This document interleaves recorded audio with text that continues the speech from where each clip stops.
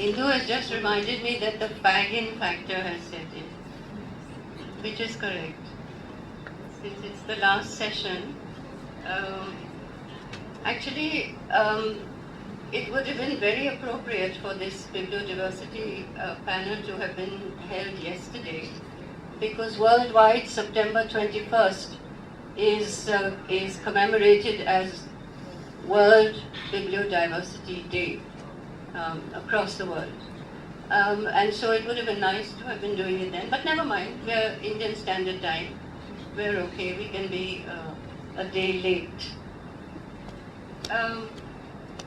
What I'm going to do is, instead of introducing the panelists whom everyone has heard and knows, I'd like to introduce the panel itself and the subject. And I want to do it for two reasons. First of all, because it's at the close of the conference, and so we've had the benefit of listening for a couple of days to other discussions, but also because I think that there were certain issues that came up that need really to have some sort of a combined discussion. And I'm hoping that we'll be able to do that because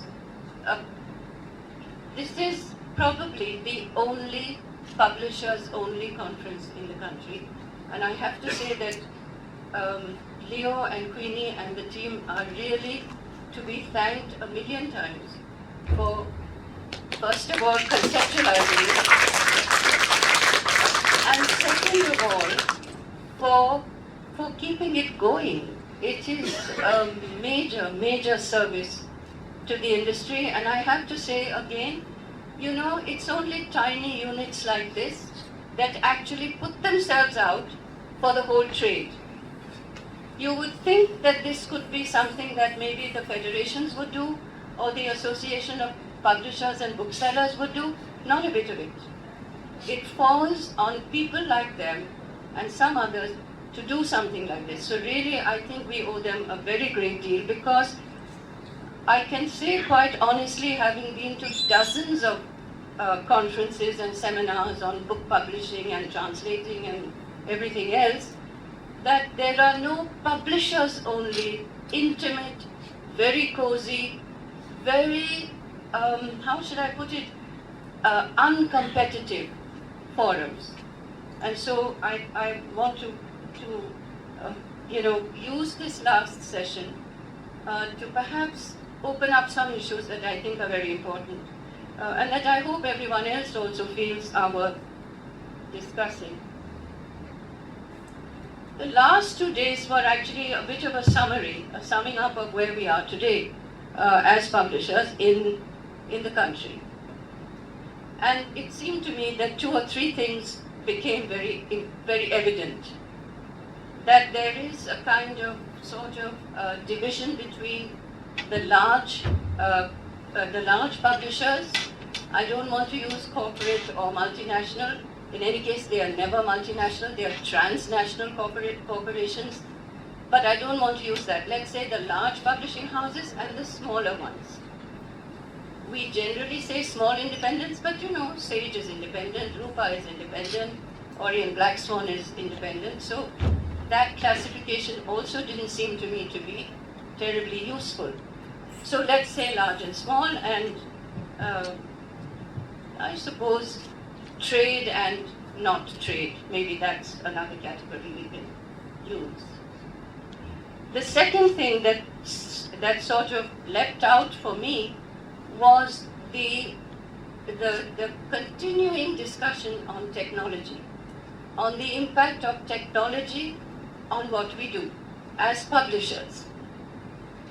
That seemed to be a very, very important aspect of where we are now.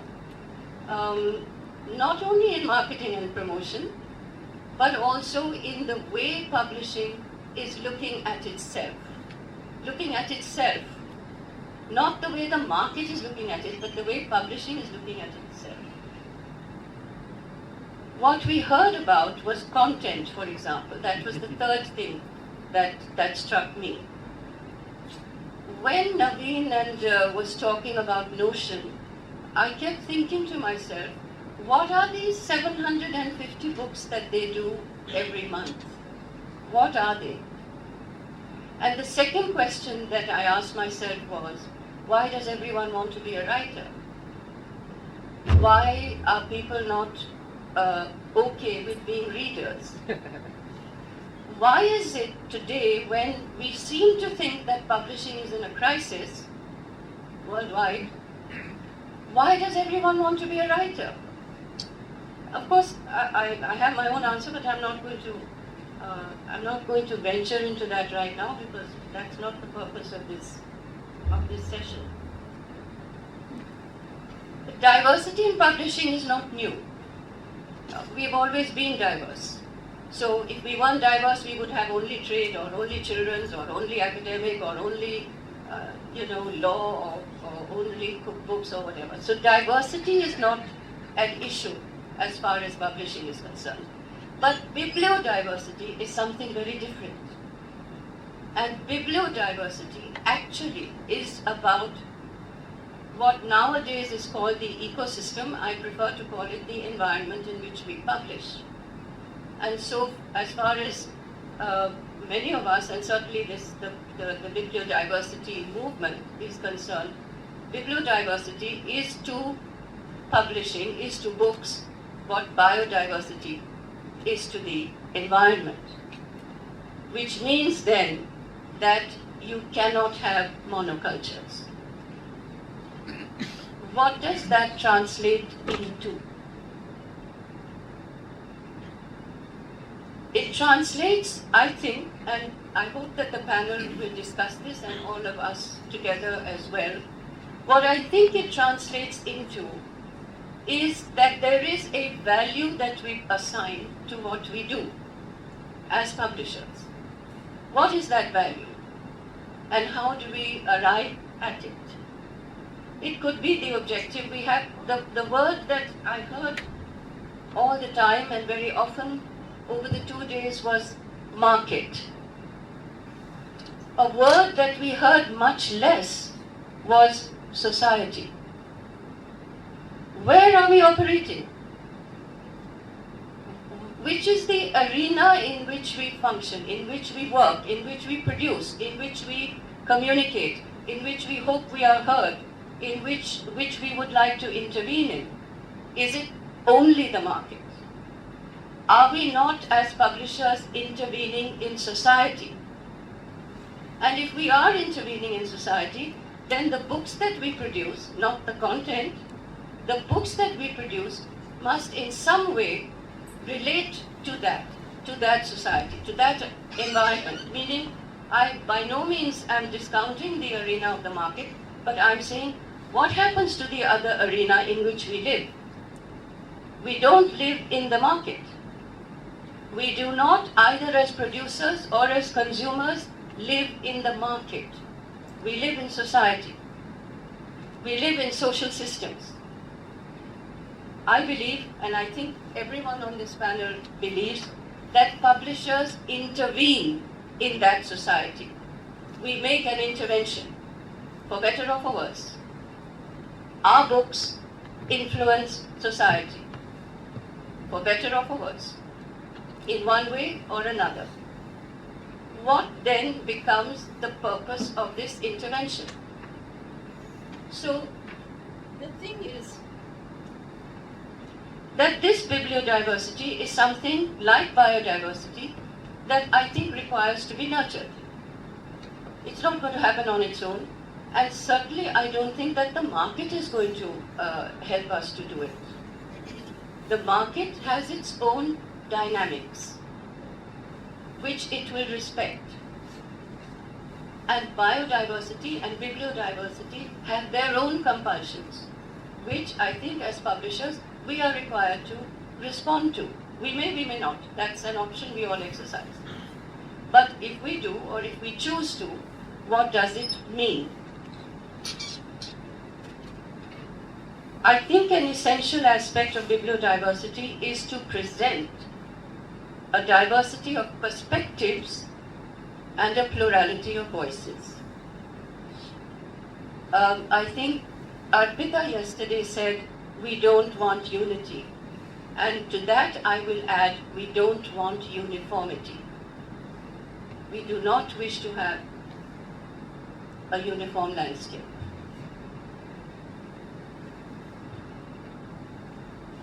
All of the publishers on this panel have done something unique.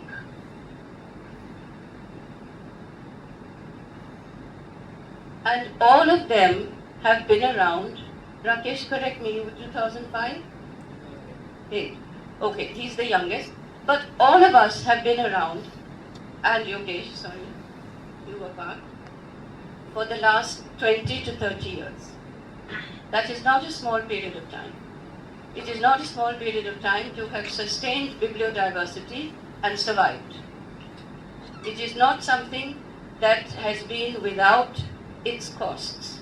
However, the contribution that has been made by this group of publishers, in my view, and I certainly hope that it's borne out, has nurtured that bibliodiversity. I'm not saying the other fellows haven't done it. Yes, they have, after we did it. And I'm saying it openly and plainly right now. Nobody would have ventured into sexuality and culture studies and the edginess with which Arpita did it when she started out. And to that I will add, we don't want uniformity. We do not wish to have a uniform landscape.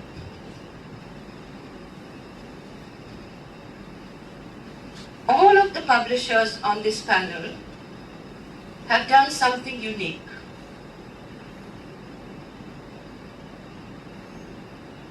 And all of them have been around. Rakesh, correct me, you were 2005? 8. Okay, he's the youngest. But all of us have been around, and Yogesh, sorry, you were part, for the last 20 to 30 years. That is not a small period of time. It is not a small period of time to have sustained bibliodiversity and survived. It is not something that has been without its costs.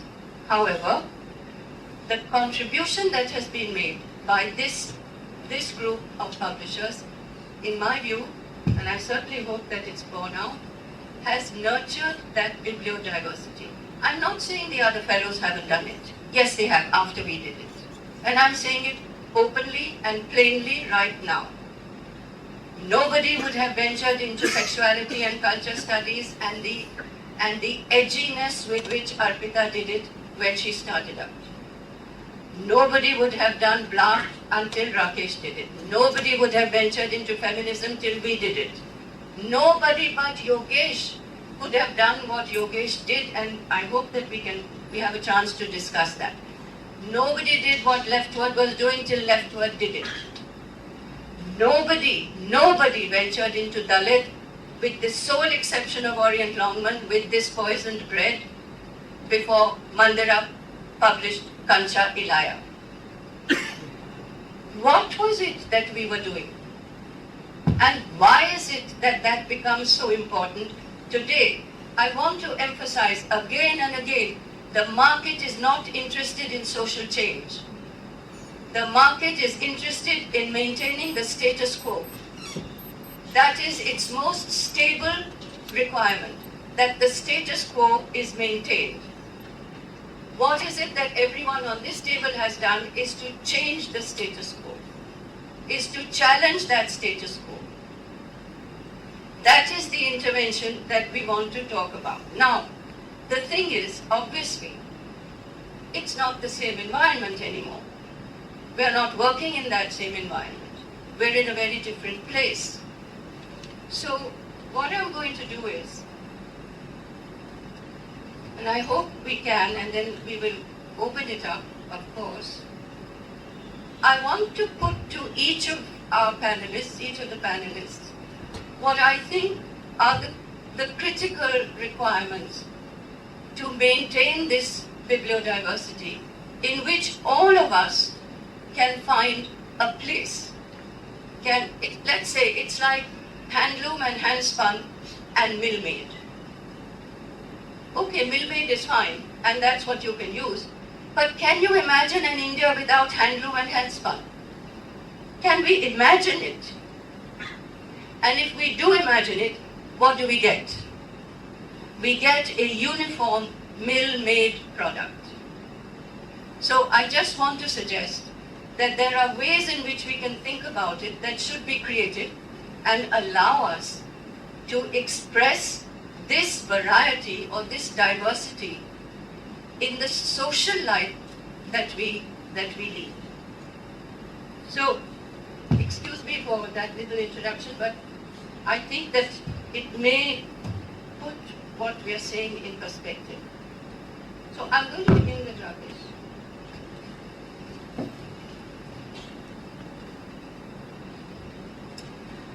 When you started in 2008, now 11 years, right? There was an environment in which you felt that you could do what you were trying to do and that the risk you were taking would pay off. Am I correct in that assumption? And 1 minute, I'll finish the question. What has changed in that environment in these 11 years? Yeah, I'm not sure that we really had very clear economic thinking about the whole venture. It was kind of more like these are some books that we would like to see exist, so let's make them. If there was any thinking about the economic viability, we were, okay, if we would like to see these books, maybe other people will like to see these books. And I think, yeah, what we did see a bit of a monoculture happening in the translation scene, and that a lot of the translations that were available at that time seemed to be very literary, very much about social issues in society, a lot about class conflict and stuff, which is very important, and a lot of it's really great literature, but it's also that type of fiction is really hard to get into for someone outside a culture, especially if it's about the intricacies of caste and class conflict and stuff. Then for someone outside the culture to read it, it's hard to come in. You don't know enough to really appreciate that. So we thought these were really interesting and to talk about the Tamil pulp translations, which we did, the crime novels and horror fiction and that kind of thing. Really popular novels that had never been translated before. And we just thought that was interesting. Why? We were also looking at English writers like Kuruli Manikabel, who was doing something just a little bit outside, experimental, a little bit angrier than what we saw in a lot of Indian English writing at the time. So we thought we would just push those out and see how they did, and they did well. So. Of course, I don't know that anyone on this panel thought of economically viable, because if we had, we would never have started, and that's a fact.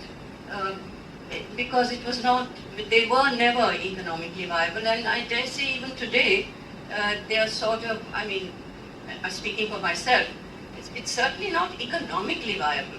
It's viable in every other respect, but not as a commercial kind of venture. But Rakesh, the second part of my question is, there was an environment in which you thought this could be done. And I want to know whether you think that that environment is still an enabling environment for you. I think definitely things have changed a lot in the last 10, 15 years in terms of what people are reading in English and publishing in English in India. But I guess, I don't know, you have this bibliodiversity and biodiversity analogy, right? So in biodiversity, one of the things we're very scared of is exotic species, right? Things coming in and taking over. But I think in bibliodiversity, at least I'm very interested in exotic species. I think are you interested in weeds? Yeah, I think there could be interesting weeds. I don't know. I think I would like to sort of facilitate bringing things from other places and planting them here and see how they go, and taking things from here and planting them other places and see what they turn into over there. I don't know. That's a really fun thing to do in publishing. I think I take pride in having done a few of those things, right? So I don't know. Yeah, I don't know. I think climate is constantly changing. I don't know. No, but that's a fact, Rakesh. Of course the climate is changing. I'm asking you whether it has affected you in any particular way. See, I don't know. I mean, like Rashmi and I, we still publish things that we like to see. So recently we've had a lot of people tell us, hey, you guys should do more zines. There's all these cool zine events coming up. Like right now, Rashmi is at the Gacy Zine Bazaar in Mumbai. And so we started publishing some little tiny books that are like 100, 150 rupees. Yeah. That, I mean, I don't even know how that works in the standard publishing thing. Like distributors aren't going to take them. They're tiny. But they're fun, and they get a lot of eyeballs when we go to Comic-Con and stuff. And I don't know, like that's been a fun thing to do. Was there any kind of, shall I say, a supportive group of people that you found very useful when you began? We had lots of supportive supportive people and well-wishers. I mean, Prashasthis, the German book office, we did that program where we got to go to Frankfurt with the small publishers program. And, yeah, I mean, we had lots of support. And do they exist now? The supporters. Yeah, we still have people who help us out. Good thing. Indu. I think apart from the larger academic publishers who have been around for a very, very long time, many of them who started out as subsidiaries of either university or other large publishers from England, Tulika is one of the few that has maintained and has continued and has steadfastly produced an academic list of very, very high quality.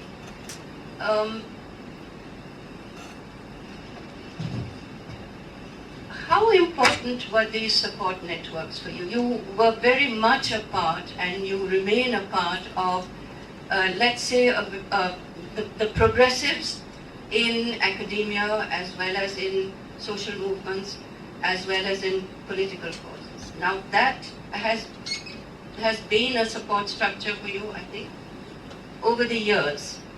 How important was that in the decision to begin doing what you were doing, what you have done? Like Sudhanva said yesterday, Leftward was set up by the CPIM, that he was actually Janatya Manch and he never thought he'd be a publisher. Once CPM decided they want to set up a publishing house, there he was. Okay.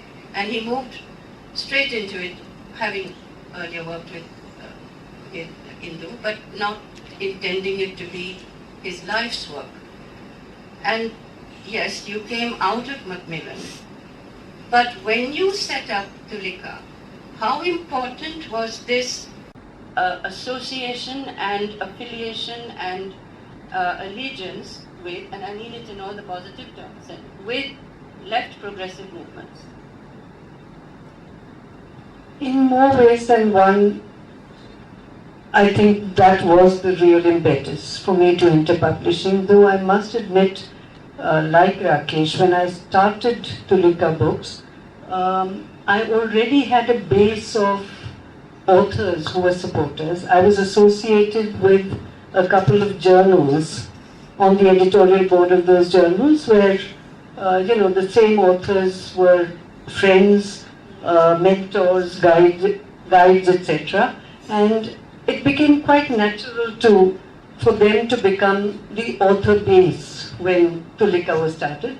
They also were supportive in another sense. They were all very successfully published authors themselves with other large academic publishing houses. They made that choice to move over to me. And those were the days, if I'm sure all of us remember, when right of first refusal was a big thing, especially in academic publishing. So I've been accused of poaching authors, authors with reputations as high as Irfan Habib and Prabhat Patnaik and so on. But they made that choice and they said, we want to come with you. It was a political act. association and affiliation and allegiance with, and I mean it in all the positive terms, with left progressive movements? In more ways than one, I think that was the real impetus for me to enter publishing, though I must admit, like Rakesh, when I started Tulika Books, I already had a base of authors who were supporters. I was associated with a couple of journals on the editorial board of those journals where, the same authors were friends, mentors, guides, etc. And it became quite natural for them to become the author base when Tulika was started. They also were supportive in another sense. They were all very successfully published authors themselves with other large academic publishing houses. They made that choice to move over to me. And those were the days, if I'm sure all of us remember, when right of first refusal was a big thing, especially in academic publishing. So I've been accused of poaching authors, authors with reputations as high as Irfan Habib and Prabhat Patnaik and so on. But they made that choice and they said, we want to come with you. It was a political act for them just as much as it was a political act for me. So it was a kind of natural progression in one sense from my other activities and my political commitments to social movements, to the left movement. Even as a student, I was active in the left movement. So these were my friends, colleagues, teachers, gurus. I've grown up in that environment, and the training I needed was given to me by Macmillan India, and I was trained in academic publishing. So the two, now looking back, it was a happy kind of, combination. Does that persist? Does The that support? happy combination Yes. persist? Yes, it does. Luckily, yes. So you're not an endangered species. I'm an endangered species in terms of economic viability, yes, because academic publishing is doing increasingly badly. I'm sure all kinds of publishing is doing badly. The credit period, the collections, etc., finding distributors, markets, etc. But not in terms of creating the books that I need to and the authors who've come to me come back to me. And I've not lost too many authors, and we've only been able to diversify the author base that we had to begin with. And having started out with a list of, front-running authors in the respective disciplines, it became easy to attract younger, bright young scholars in those same disciplines. Nobody poaches from you? They've tried. So far, nobody that I'm missing right now. Is it because of the politics that you share, or is it because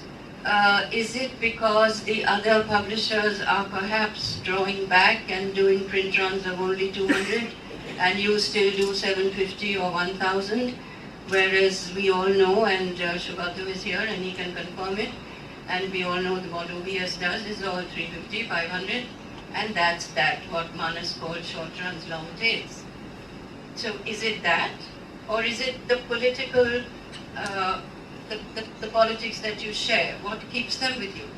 I think a combination of both. Having made a choice to come to Tulika, and this is, by the way, across it's not only in the academic disciplines. I don't know, most of you know that Tulika is developing a very small niche list of art books. Even there, I found affinities and affiliations and support from my artist friends, with whom I started out in the Journal of Arts and Ideas days. So it's a combination of them making a political choice to stay with me, sometimes political, sometimes loyalty out of friendship, of working together, and the fact that, I don't think I let up a single opportunity to convince my authors that to stay for the reasons that are relevant, that they don't need the reputation that comes to them anymore from large publishing houses. And I think I've done my bit to make them conscious of the political act of committing to a Tulika title.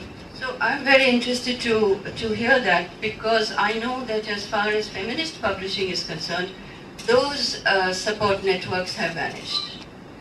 They don't exist anymore. The movement worldwide, we are very much a part of the women's movement, and I think all sort of progressive publishing for social change has a very strong relationship with movements for social change. The international women's movement is more or less over. But what has been much more damaging for feminist publishing, which was one of the most vibrant publishing to emerge in the 80s, was its complete appropriation by the mainstream. The university presses took over all the academic stuff that was coming out, and the trade presses took over all the creative stuff that was coming out. And every single feminist press in the Western world has closed, except for one in France, one in Germany, and maybe 3 in North America. And strangely enough, South Asia and one in Australia. South Asia has the maximum number of feminist presses, perhaps because the movement still has some energy here. But what I'm saying is that those solidarities, that network and that support system is what enabled us, for example, to sell across the world. When we started out 30 years ago, there was not a single country in the world that did not have our books published locally, from academic to fiction. No longer possible. No longer possible. Even progressive publishers like Zed and Verso and Haymarket and the New Press and Monthly Review has folded up. None of them is in a position now to offer that kind of support, because they are beleaguered in their environment. Their environment does not allow them to extend that support anymore, so that international solidarity, and I dare say this is true for Sudo as well as for Indu. I mean, it has diminished in a most unfortunate way. But Arpita, how important is autonomy for you? Autonomy is something that I think we all cherish, and I just want to add a rider to that, and I hope you'll take both. What if Sage were to acquire your whole list? Right now it's only academic, not the other edgy stuff you do, not the experimental stuff you do, certainly not the poetry that you do. What if they were to say, we'll take your whole list? What would that do to autonomy? They haven't taken any part of my list. It's a joint imprint, but they don't acquire these books. We share copyright together. So, and a lot of these books that we are doing on the joint list, it's not just academic. There's a lot of these books which are considered edgy, like medicalization for the LGBT community and how they are being treated by psychiatry, so-called treated. That was one of the first books that we published together, Sage and us. So the whole point behind them coming to us, because that is how it happened, was I think because they wanted to make space in their list for stuff that they felt would be more edgy. So you retain total autonomy? All editorial autonomy, yes. Yeah, okay. Now the question I want to ask is, how important is that when you develop your list? Paramount. Because if I may go back a little bit, when I started Yoda Press, right before that I was commissioning editor of History and Religion at Oxford University Press. And it was 2 years of really trying to push to make the list move towards subjects that I could see in my research emerging in terms of leadership and authorship. Sexuality and the body was one of them, and that I'm talking from just the history end, because I was not the sociology editor, I was the history editor. We lost that book by Ruth and Salim that had come to us, and they didn't, my bosses didn't want to touch, they said, anything to do with the body, let alone queer body. They didn't want to look at popular culture. They didn't want to look at dissent. So I mean, it was 2 years of great frustration, because I had gone from Sage where the foundation for me looking for those subjects had been laid. Because I realized Sage, even at that time with Tejeshwar being in charge, was always pushing us to find new areas of research. And going to OUP, it was like being thrown back into some dinosaur era. And they didn't have the capability, they didn't read, first of all, and they didn't want to listen to the few of us who did read, you know, and yet they thought they were cat's whiskers. So it was a very, very frustrating space. And I also realized very quickly that if I want to do something with these lists, I can't wait for anyone to let me do it. I have to just put my money where my mouth is, keep the overheads super small, which means just do it alone, but do it myself, autonomously. See, this is a very important point that Arpita has made, which is subsidies. All of us subsidize what we do. All of us, across this table. Not a single one of us has stopped ourselves from taking the risk, and not a single one of us has not subsidized what we do, in whichever way that subsidy is expressed. Yeah, Yoda Press started with a PF I got from you. Exactly. And in her house. Kali started in my garage. Tulika started, I don't know where, but wherever it was, piggybacking on family offices. Mandira continues to function from Amit's house. And Yogesh, we heard yesterday, uses his hostel room as his warehouse. Now, I'm not making a virtue of any of this. There is nothing to be recommended for doing it this way. The point that I want to make is that you cannot take a risk without being prepared to pay the price. And the price that we have paid is Sudhu, we heard yesterday, is in subsidizing it to the extent that you actually put the risk before the return. Look at Mithil and Ahalya with Trilogy. You put the risk before the return. You may not get the return. But the risk is in doing this very interventionary act via the books we do. Which is why I resist the word content. I don't have any strong, ideological resistance to it. What I am resisting is that what we are doing is producing books. We are not producing content. Because those books are communicating something that we wish to communicate to society. I dare say that some of this work is done by the others as well, but I can say from many, many years of experience of having also worked in mainstream Indian publishing, first with Orient Longman and then with Vikas, that risk-taking is not at a premium. Which is why Arpita had the frustrating experience that she had, and which is why I would never have been able to develop the list I did had I continued with Orient Longman or with Vikas. And as to Oxford University Press, I remember Rukun Advani saying to us, well, what is this half-baked discipline that you think you're hoping to bring to light? Can I jump in for a second? Please. I wanted to maybe bring up crowdfunding a little bit, because I've seen a lot of publishers in the West start to use this to mitigate some of their own personal risk.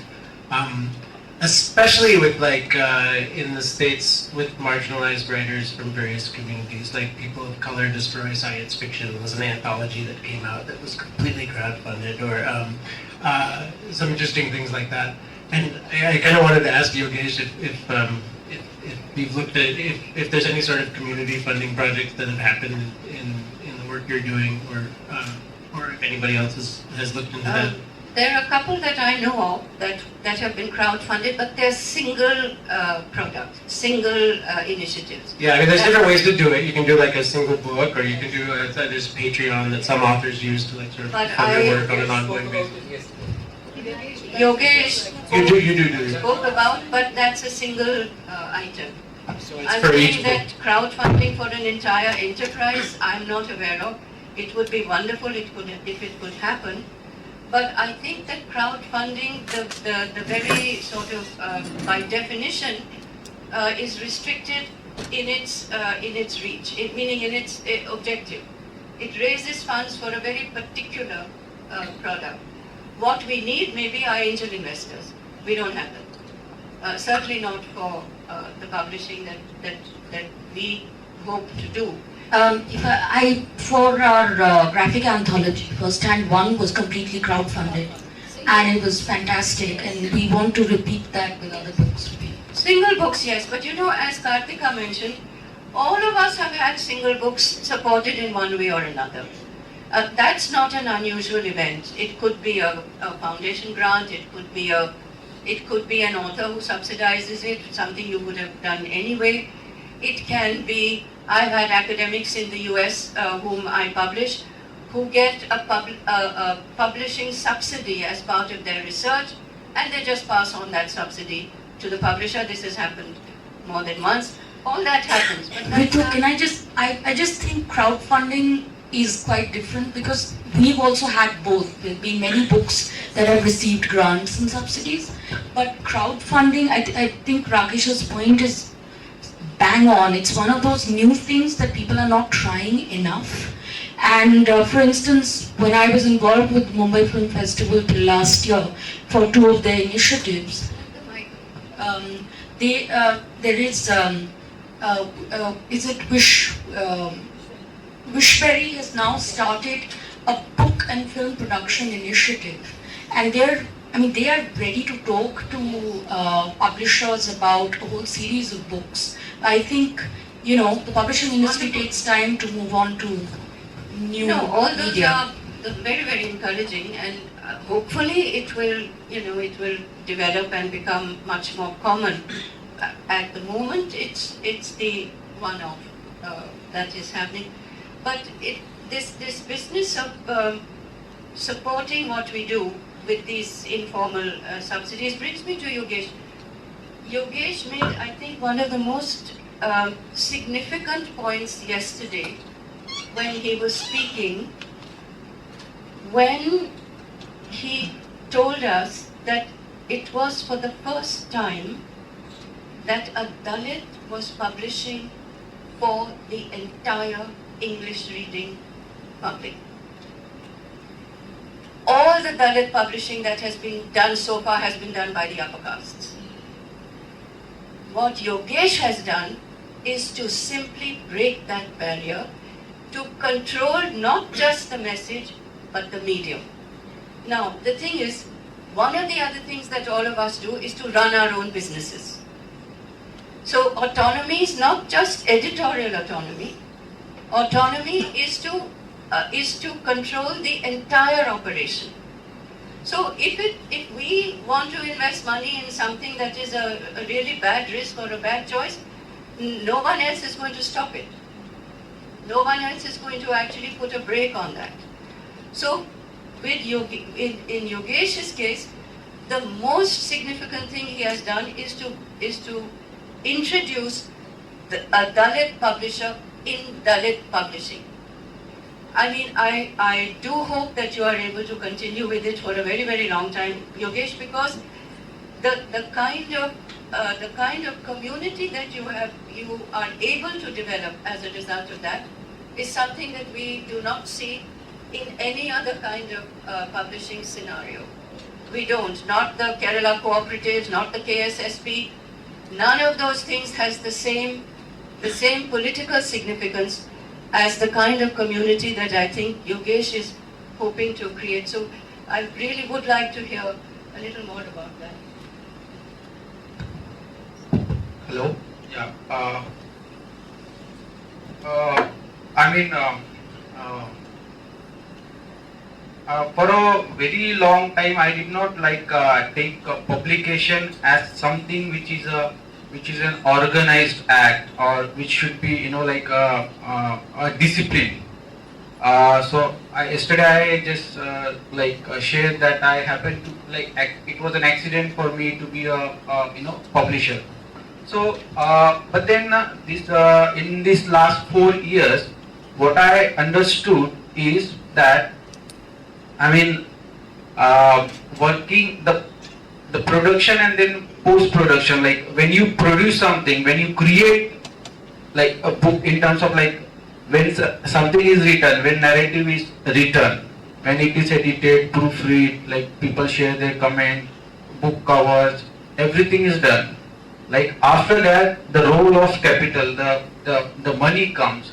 So for me, being a student and also like somebody who never worked in any kind of publication, whether it's vernacular or English, for me it was very difficult to sort out that the capital part.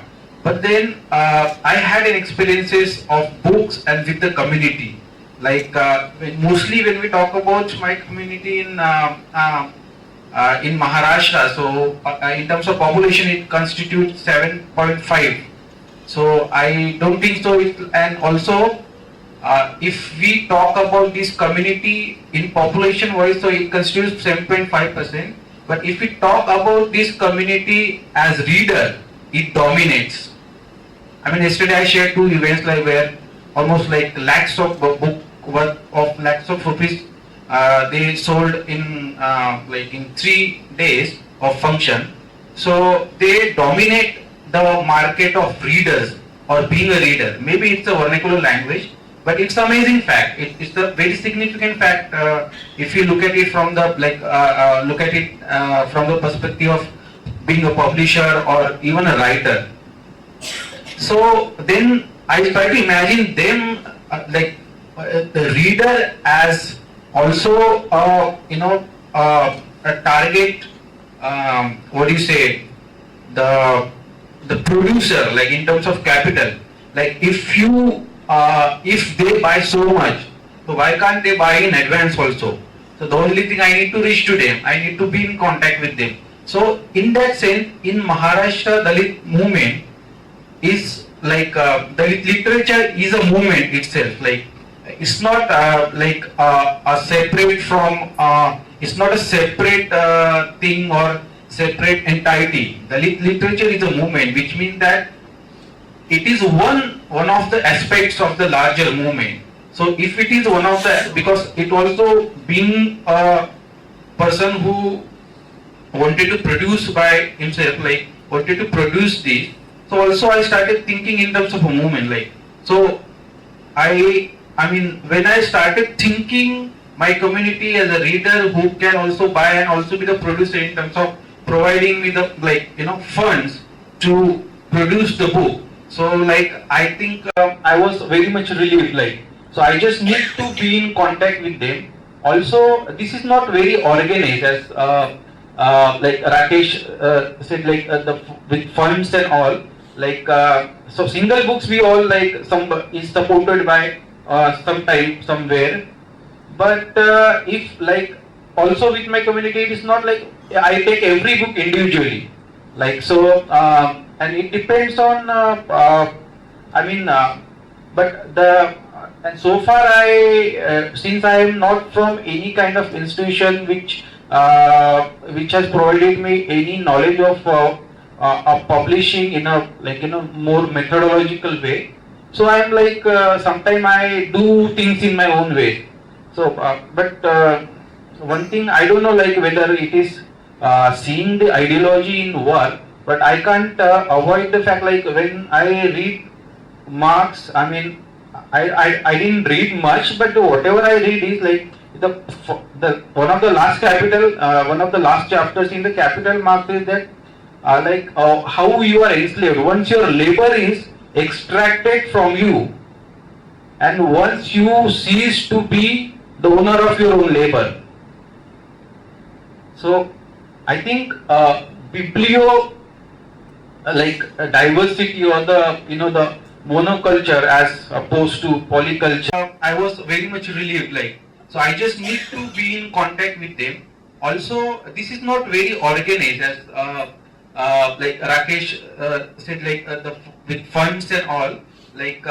So single books we all some is supported by sometime somewhere. But if also with my community, it is not like I take every book individually. And it depends on. But the and so far since I am not from any kind of institution which has provided me any knowledge of publishing in a more methodological way. So I am sometimes I do things in my own way. So, one thing I don't know whether it is seeing the ideology in work, but I can't avoid the fact when I read Marx, I didn't read much, but whatever I read is the one of the last chapters in the Capital Marx is that how you are enslaved. Once your labor is extracted from you, and once you cease to be the owner of your own labor. So I think biblio diversity or the the monoculture as opposed to polyculture for me is something when it comes to publishing. What we publish is narratives. I like to call it a story. We publish stories, whether it's scientifically written or it's fiction or something. So I I don't see that resistance when something, my story is told by somebody else.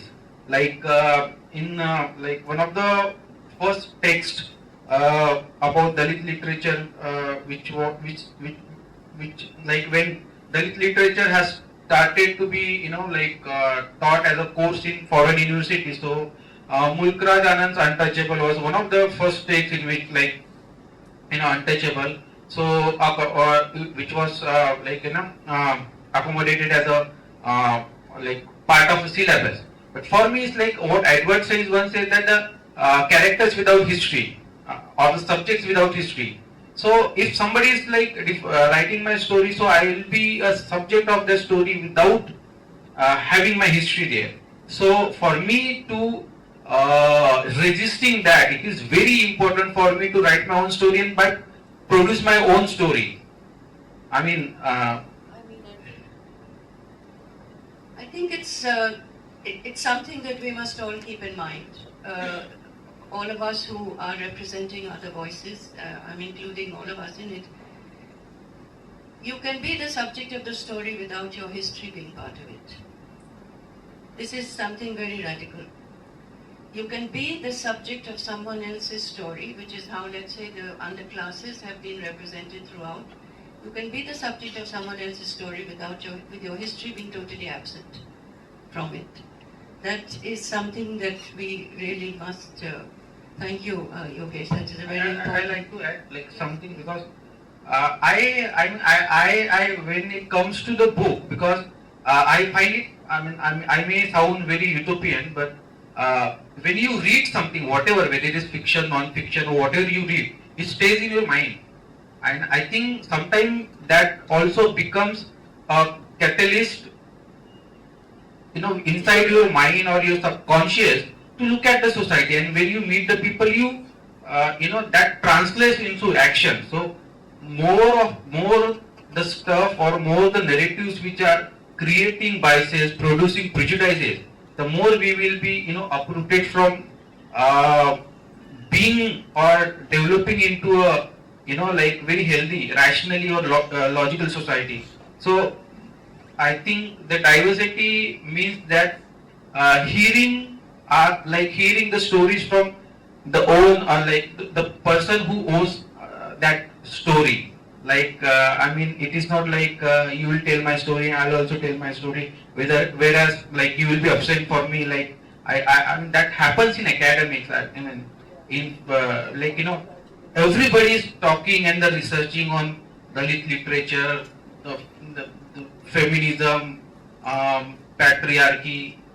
But for me, like, I mean, if you're talking about Dalit patriarchy, which I understand, I saw, I witnessed, I'm not denying that. But where is the Brahmin patriarchy then? Is there no patriarchy like that? There is no Rajput patriarchy. There is, so I like to talk about, because like, I don't, like, I as a male, like, I'm not perfect. I also have own prejudice, because this is how society constructed me. I'm trying to get out of it. The more I think the role of narratives or the books comes here. So if you don't change from good to better, I think, and if the book doesn't make you from, you know, good to better to best, I don't think so that book has any role to play in human society.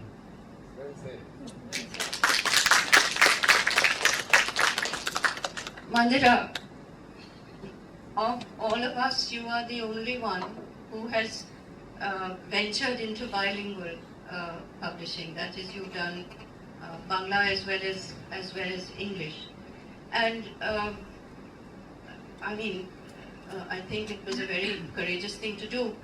But when you started your Bangla list and what you are doing with it today, we all think that Bengal is the ideal environment for book reading, book selling, book publishing, book conversation, book everything. History. That's history. Sorry? That's history. That's history. Oh.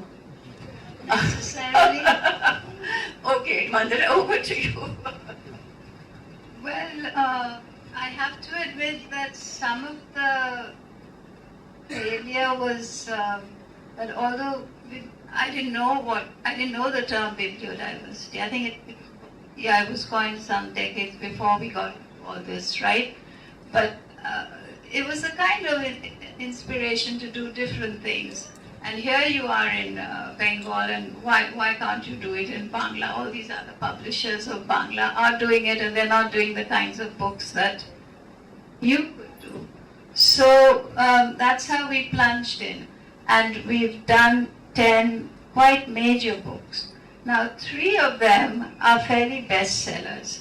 There's one called Andore Antare Unishotoke, whatever, which means the 19th century, I suppose, Bhadra Mohila. And that came to us, that was our first book, and it was done with, when you learned on the job. It was a thesis, so it was converted into a book, and it is such a solid book that it itself has been used for 7 theses, I've heard. And it continues to sell. It came out in 1996. And it says, our problem is the obdurate author who happens to be a judge at the Calcutta High Court. And this has gone to his head. He wasn't a judge when he wrote the book. And anyway, briefly, he won't let you raise the price. So we have that problem. We have 2 others who do very well. Now the thing is, there are a bunch of whole new women publishers, much younger, who are publishing in Bangla and getting it distributed. So the fault is not necessarily the language, but my inability to market the thing. That's because you have an environment in which you are functioning. No, it could be your inability, it could be... Well, I did have a discussion with one of the women who runs something called Rito Prakashan. And I said, how do you do it and how many do you do? And I paused when she told me she has done 44 books in 2 years. So I looked at her, because this is 2 of them doing it. And I realized it's a combination of the new technology, right? PODs, in other words. So they do very small print runs, and it's probably a lot of, some of it is self-publishing. I mean, So how do they market? You said they were very successful in yeah, marketing. they have this is maybe where we went wrong. They have a little outlet in College Street. They are better, that's the book selling area, and they have better ties with the Bengali publishers. Now, latterly I have approached gingerly these large Bengali publishers, and they always say, give us those 3 books. And I said, I'm not giving you 3 books, you'll have to take the whole package. Even Thema wants those 3 books, that's another alternative publisher. So I think the fault was probably ours, that we didn't know how to market, that we didn't know that the marketing system for Bangla is so different, that the pricing is different. And so even if that judge's book is priced at 250 from 1996, and it should really be 600 now. And this kind of thing is what has stymied us. But we haven't given up, Ritu. We've done a reverse when we did this Zanana Mahfil on Bengali Muslim writers, and we translated that into English, and that's done well.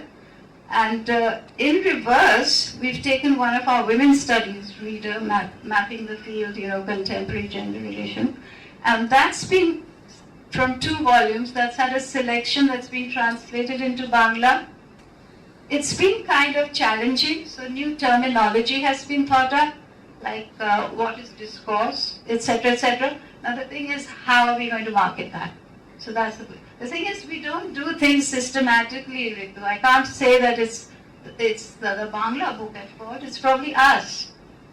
No, but I mean, even if you were to do it systematically, we heard Shubhatu's experience. I mean, they did it very systematically, but of course that was not their decision. This is what I'm saying, that the advantage of being your own boss is that you can decide how long you want some experiment to last before you discontinue it. No, Ritu, And also, how much money you want to spend on it, how much you want to invest in that particular experiment. yes, and I think they also have expectations of much larger returns than what we have, right? From our Whose background. expectations? Uh, Well, not- that I don't know. Not really. But the problem is that what we also tried to bring in is, you would appreciate certain sense of professionalism. And I still believe that people like you are at the much closer to the ground level than we were. We started from Kolkata and kind of thing, but we couldn't. It took us 5 years to get down to that level. It's not easy. That's what I always appreciate about you. Said that market is quite a dirty one. You would appreciate that the biggest publisher in that field, which is supported by erstwhile Penguin, started giving contracts to its authors in 2012. Even today, the publisher picks up the cash on 1st of April, goes to authors and say, here is your 3 lakh rupees, that's it. 1 minute, I just want to know how much time we have, because I'd like to open it up. No, till when? We started late, didn't we? 140. 1:40. Okay, then I can't take no, we have to open it up. You can talk to Shubhatu outside. Yes, and I think they also have expectations of much larger returns than what we have, right? From Whose our background. expectations? Well, that I don't know. Not really, but the problem is that what we also try to bring in is, you would appreciate certain sense of professionalism. And I still believe that people like you are at a much closer to the ground level than we were. We started from Kolkata and kind of, but it took us 5 years to get down to that level. It's not easy. That's what I always appreciate about you. That market is quite a dirty one. You would appreciate that the biggest publisher in that field, which is supported by erstwhile Penguin, started giving contracts to its authors in 2012. Even today, the publisher picks up the cash on 1st of April, goes to authors and say, here is your 3 lakh rupees, that's it. 1 minute, I just want to know how much time we have, because I'd like to open it up. No, till when? We started late, didn't we? 1:40. Okay, then I can't take no, we have to open it up. You can talk to Shubhatu outside. Yeah. Okay, it's open, and we have till 1:40. Please sort of, how should I put it? It would be nice if some of the issues that were raised are addressed, rather than questions like how much did you spend on XYZ.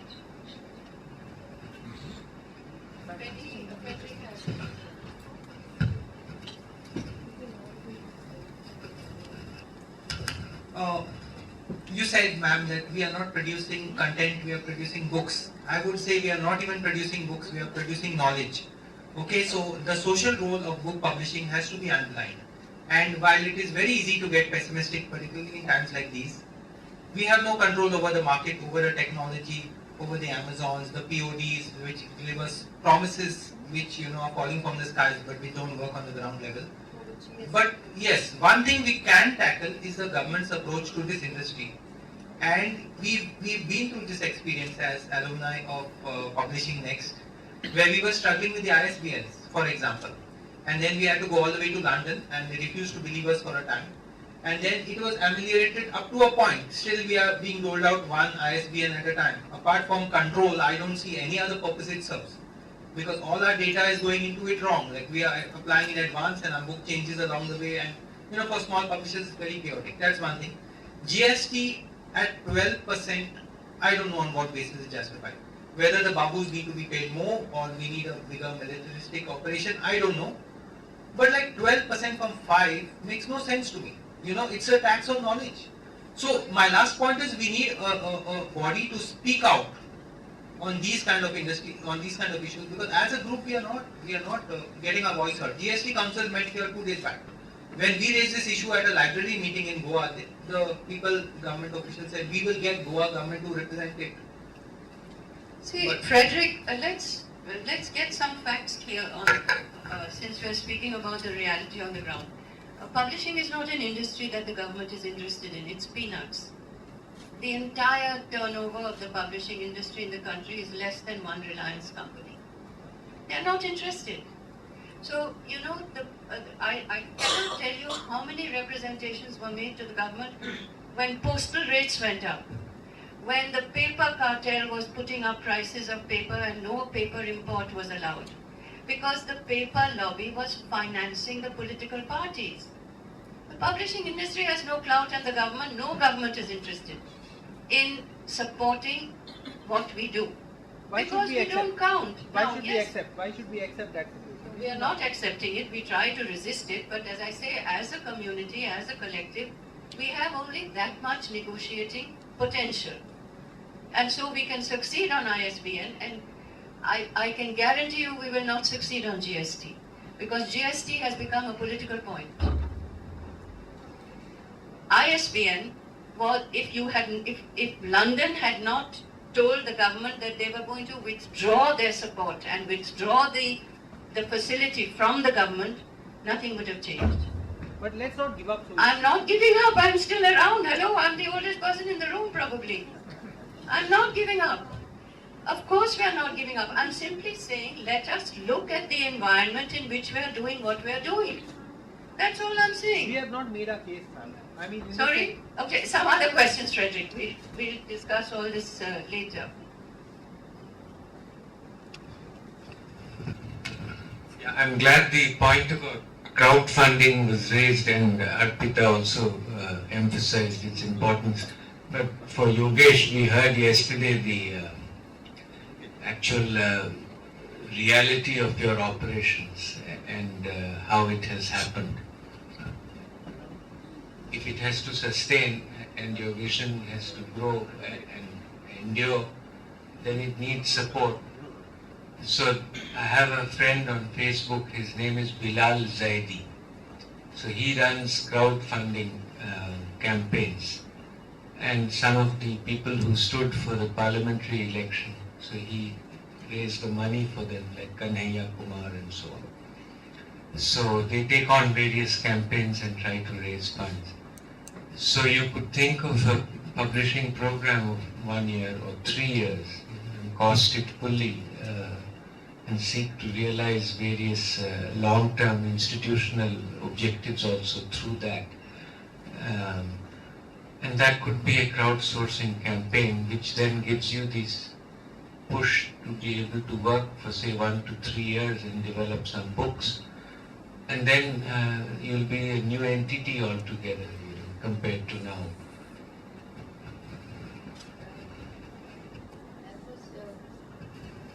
Suggestion, but any other questions? There's a question at the back there, or Shubha? So, all of you have contributed enormously into the Indian publishing industry, and people like the younger people like Rakesh and Yogesh are in the process of contributing. I'm a little scared to ask this question, and this comes from my almost 23 years of experience in this publishing now. Do we agree that we, and all of you are employers, as Ritu said that you are business people also, that we actually employ a certain kind of people in this industry? Do you agree with that? And then I'll ask the question. I don't want to be zapping.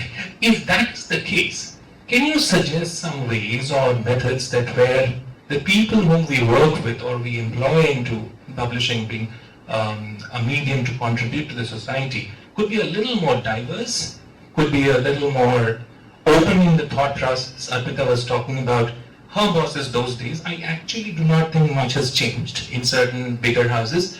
What could be one way or a couple of ways to make that crowd a little more diverse than what it is today? Anybody can answer that question. Anyone in the room as well. I mean, there are so many publishers in the room. In fact, it's mainly publishers in the room. So anybody can answer that question. Arshia.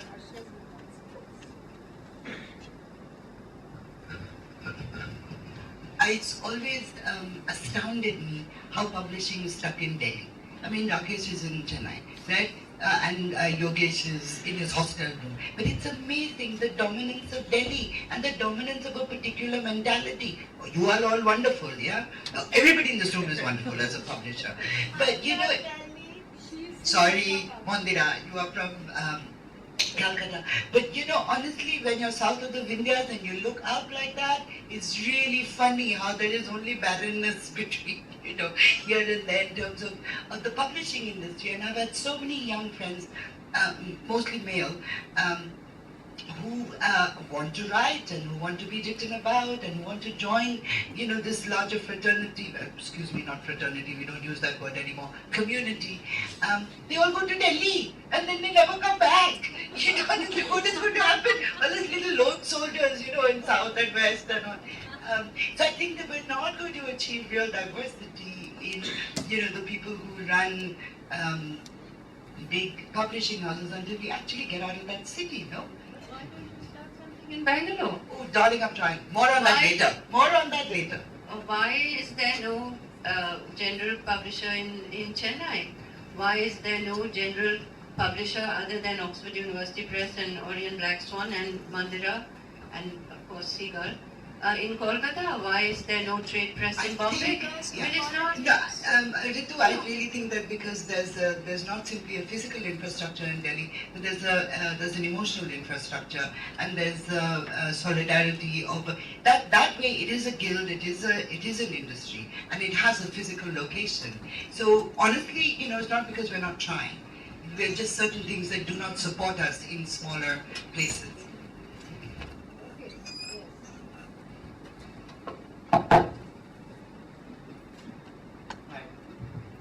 Hello everyone, this is Dr. Brian Mendonca. I'm a professor of English in Goa.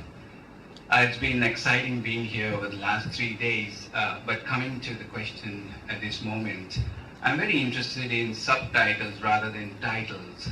And we've heard a lot about bibliodiversity. Can you please unpack the subtitle for me, Resisting Monocultures of the Mind? Thank you. Suppose we asked for that. Of course, we know that there are monocultures in when we speak about biodiversity, right? That do I need to interpret that as well? No.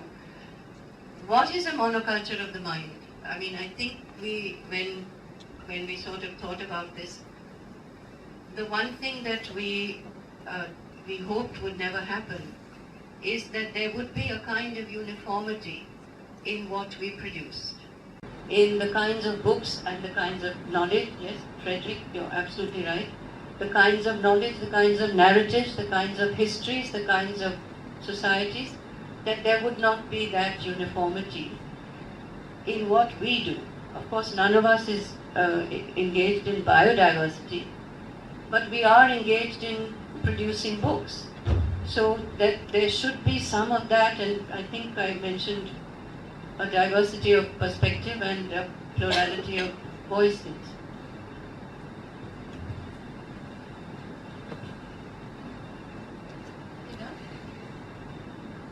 That it?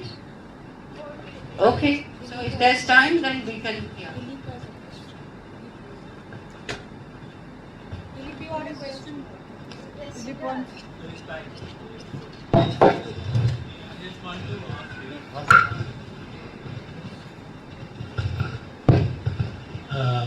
To my mind, the book cultures in every state is different. If you take Tamil Nadu and Kerala, the book culture is different. So, keeping that in mind, and taking English as one among the Indian languages, if that is the way in which we look at diversity, are we not stuck with the diversity within English in this discussion? In the kinds of books and the kinds of knowledge, yes, Frederick, you're absolutely right. The kinds of knowledge, the kinds of narratives, the kinds of histories, the kinds of societies, that there would not be that uniformity in what we do. Of course, none of us is engaged in biodiversity, but we are engaged in producing books. So that there should be some of that, and I think I mentioned a diversity of perspective and a plurality of voices.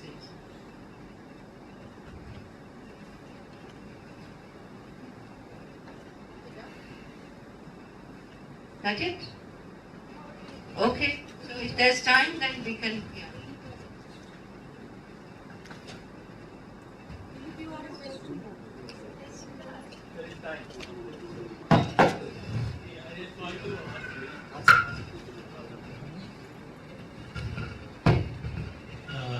To my mind, the book cultures in every state is different.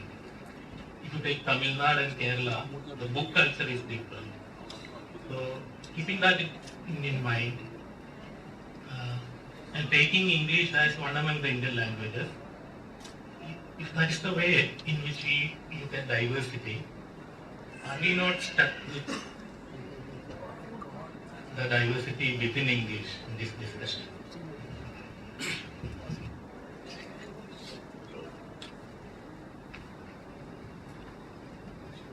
To the extent that everyone sitting here except Mangira, who is a bilingual publisher, is an English language publisher. That's a limitation of the panel in terms of the work we do.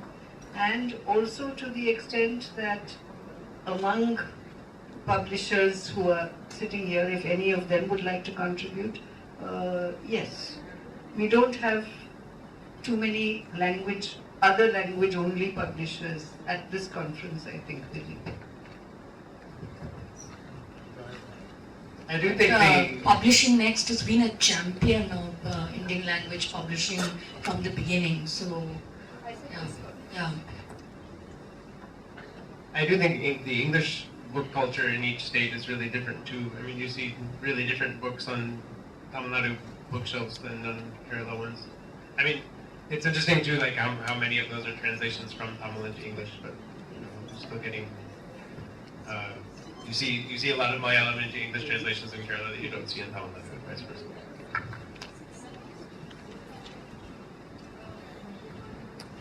I think Dilip's point was slightly larger maybe, and possibly not only about the representation of languages in the conference or today on this panel, but the fact, Dilip, is that it is in English language publishing that you get the full spectrum of what is being published, from academic to everything else, and you do have that range in this single language that you may not find in too many other languages. Not true. It's not true. Well, I am yet to see any very great academic publishing coming out of Bangla, pardon my French. And I'm yet to see any very great academic. Just learn the language and read them. No. Then why is it not being translated? See, now that I'm sorry. Gautam Bhattro decided at some point to own written Bangla. I don't think you can say that unless you make the language. No, one moment. On what basis? Look, the medium of instruction in higher education across the country is English. Am I wrong in saying that? I'm correct in saying that. But right? that's a different point from the one you made. That's completely. I'm saying that Now one that- reason for insisting on this kind of diversity, at least in English language publishing, is because over the last 60, 70 years, a great deal of it has been tending towards uniformity. I was emphasizing English as one among the Indian languages because there is an impending challenge of imposing Hindi now. So we cannot think of any other monoculture which is so dangerous. You know, can I just add something? I'm really this is appalled because for 4 years I was consulting with something called the Indian Institute of Human Settlements in Bangalore, and they have fellows coming in for this one program from across the country, which meant that there were fellows coming in whose first language was not English, even second language was not English. This was an academic program, and there were no books. We could not recommend any readings, to these students because of this lacuna. I think whatever little academic publishing is happening in Bangla, and there is, let's find out about that and celebrate it rather than, But you just confirmed what Ritu was saying. But it is happening, but we are not accessing these You writings. just said you couldn't find the books, and that's what she said. That's exactly what I said. No, but it's a chicken and egg situation. We don't know what we are missing out if they. What I'm talking about, create it is not there. there is a certain attitude as well that has to change. We have to I accept that, but I'm just saying that let us not sort of, how should I put it, not see what is staring Don't us be in so the face as apologetic, well. Ritu, you had a point. You tell us, does academic publishing exist in Malayalam? You are a faculty member of the University of Malayalam. Do you get literature in Malayalam, which is a developed state? I think I partly answered in the previous session by saying that originality in Malayalam academics lies in source translation. You translate the Jews and that will be your work. That is very different. That's very different. Yeah, I mean, to be frank, there is no infrastructure for original thinking in Malayalam as of now. No journals, no platforms, So no there's no vocabulary. infrastructure. There's no infrastructure. So do we carry on with the situation? See, we have a historical. I will now insist on stopping this discussion and continuing it over lunch actually. But cabs are going to start coming, people have to take their flights, and we wouldn't want anyone missing their flights. So please join us for lunch, a very quick lunch. Thank you all so much for a discussion that I know requires more time. And thank you audience for being such a, what's the word I'm looking for? Committed audience.